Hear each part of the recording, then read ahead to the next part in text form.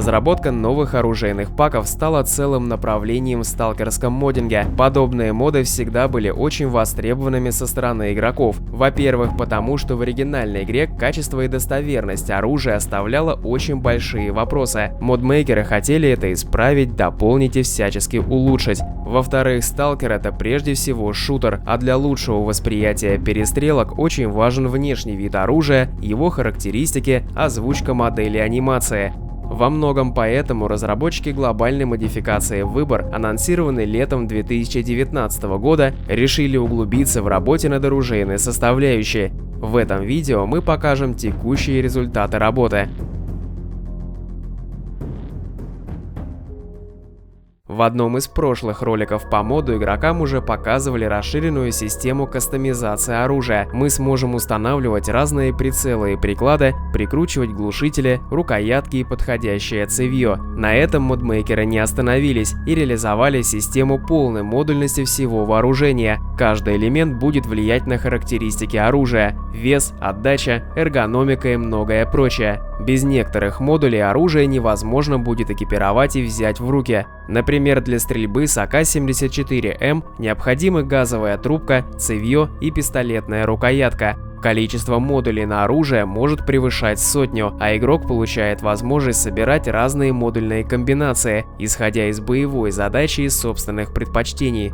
Всего в игре будет порядка 50 экземпляров вооружения. Проведена большая работа по созданию дополнительных фишек для вооружения. Отныне будет важным учитывать размер оружия, подбирая ствол специально для ведения боя на открытых или замкнутых пространствах. Реализована стрельба из-за угла и над головой. Пока ничего подобного в других модификациях мы еще не видели.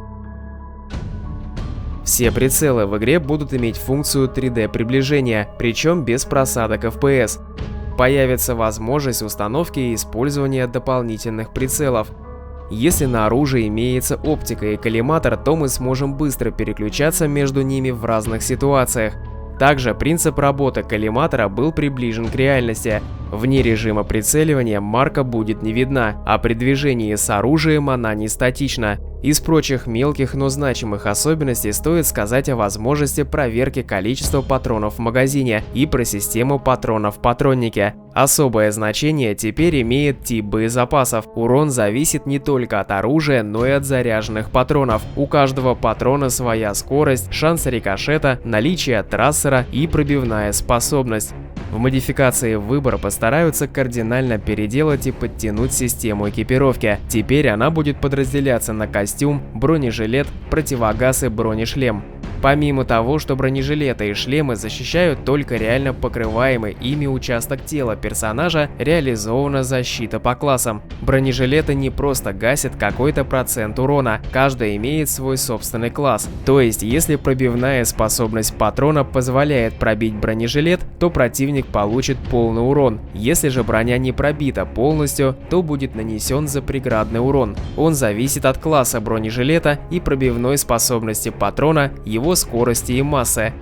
Кроме того, добавились экипируемые разгрузочные жилеты, а также их бронированные варианты. У каждого будет разная вместимость, от которой зависит то, сколько магазинов в него влезет. Каждый магазин можно снаряжать разными патронами в любой последовательности. Например, первыми зарядить 3 трассирующие пули, чтобы игроку было видно, когда заканчиваются патроны в магазине. На показанных роликах можно заметить новую систему инвентаря и здоровья. Подробности всего этого обещают раскрыть чуть позже.